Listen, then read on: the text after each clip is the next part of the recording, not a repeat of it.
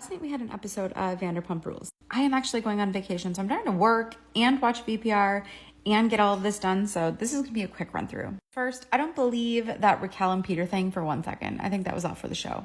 On James and Allie, this whole relationship is going to drive me absolutely batty the entire season. And I physically gagged when he pulled the lettuce.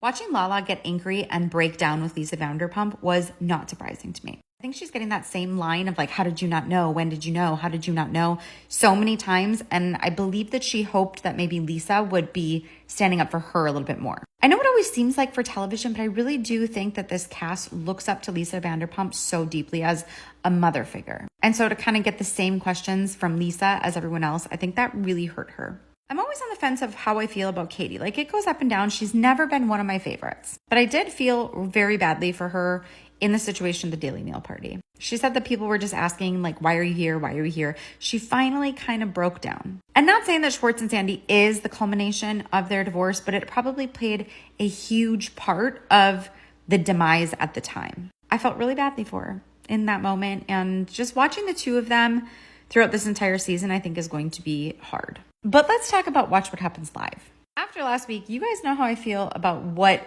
Tom Schwartz said. And I'm going to reiterate that I'm going to have zero sympathy for Tom Schwartz this entire season. He no longer is a fan favorite for me. One thing that has been questioned recently is what's going on with Katie and Lala. On social media, it's clear that they had some sort of beef.